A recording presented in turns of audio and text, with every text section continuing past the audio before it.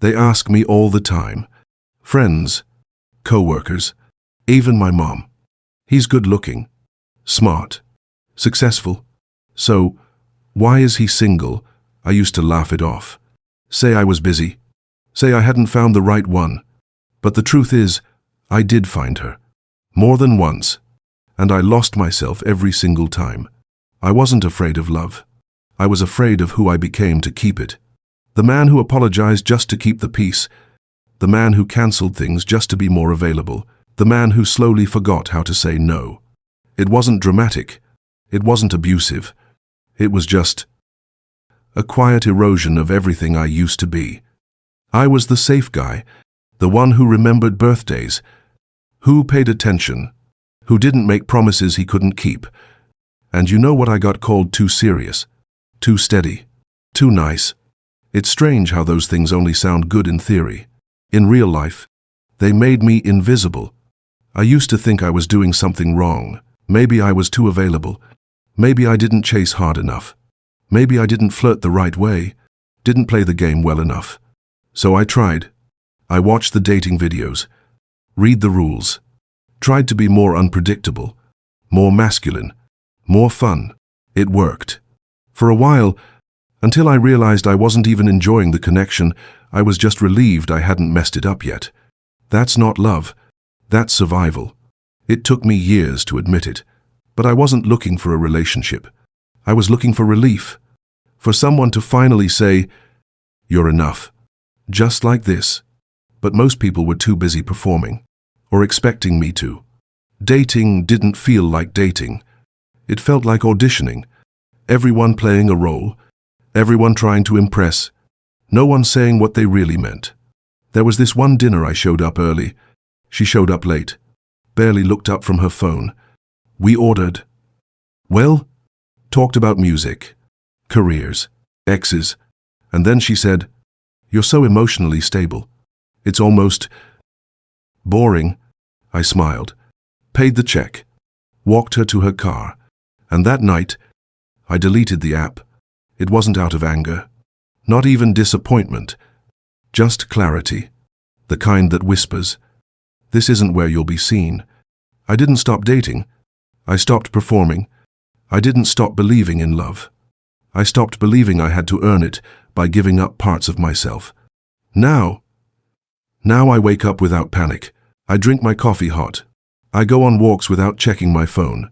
I don't wait for someone to reply, or validate, or complete me. I'm not avoiding love. I'm avoiding chaos, confusion, cost. Because love, these days, comes with a price.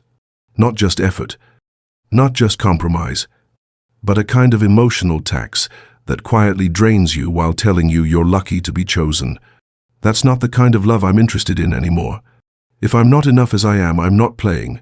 There's a kind of exhaustion that no amount of sleep fixes. It's the exhaustion of constantly giving pieces of yourself to people who treat it like spare change. I didn't realize how tired I was until peace started to feel like oxygen, until silence stopped feeling empty and started feeling safe. That's when I understood I wasn't avoiding love. I was protecting what was left of me. Love isn't supposed to feel like a second job. It's not supposed to drain you. It's supposed to ground you. But somewhere along the way, the world made us believe that constant effort equals passion, that exhaustion equals depth. That's not connection. That's chaos wearing perfume. I used to think I was broken because I craved peace more than attention. But peace isn't boring. It's rare. It's earned. You learn that after losing yourself a few times, after being called cold just because you finally set a boundary. The truth is, I don't hate relationships. I just don't worship them anymore. There's this phrase I keep thinking about: emotional bankruptcy. It sounds dramatic, but that's what it felt like.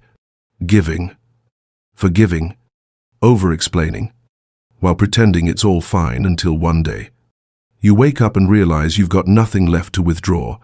And the worst part, you did it all willingly, because that's what love was supposed to be. Right sacrifice, compromise, endless patience. But no one tells you that self-abandonment isn't a love language.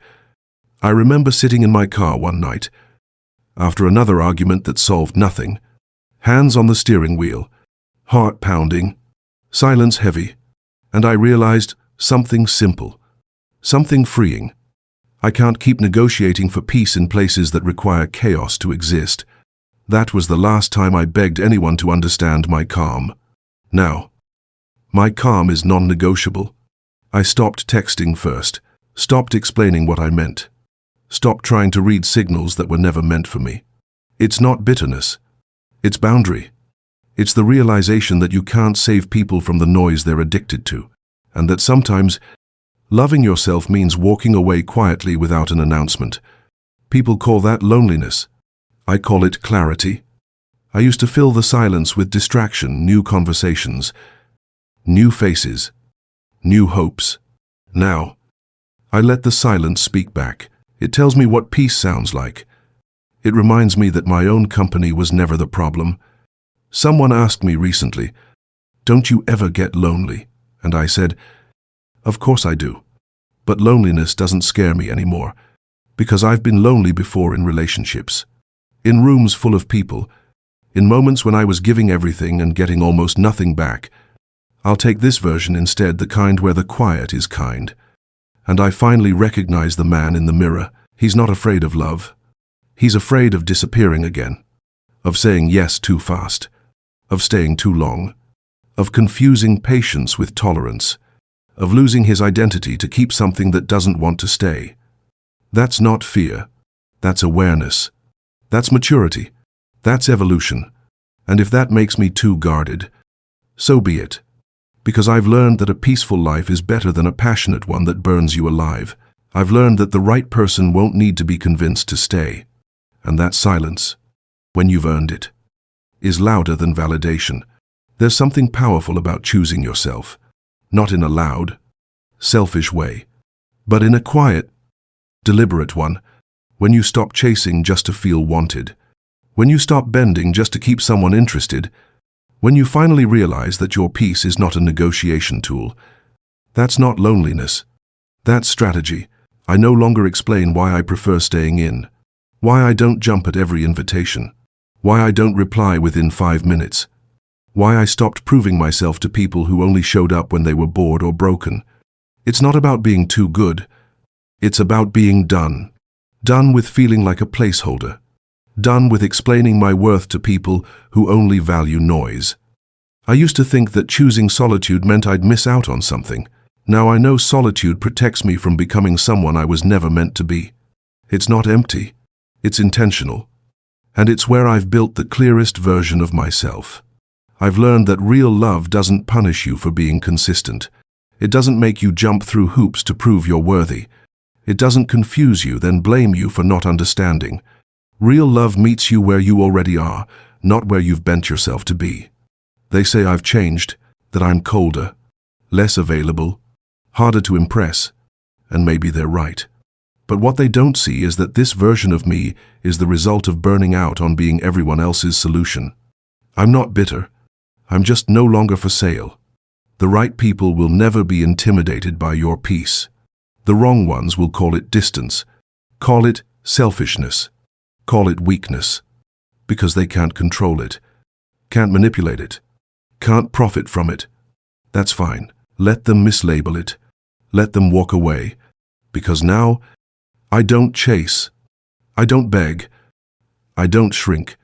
I walk slow. I think long. I speak less. I speak less. Not because I have nothing to say, but because I value silence more than validation.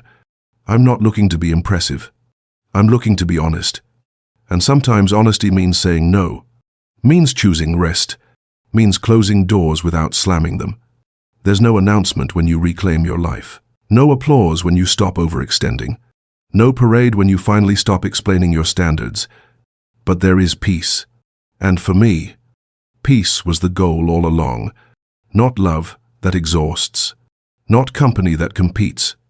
Not attention that disappears when I'm no longer convenient. You don't need to be everyone's type. You don't need to be louder, flashier, quicker, smoother. You just need to be real. And real takes time. So take your time, and if you're listening to this, and any part of it feels familiar, I want you to know something.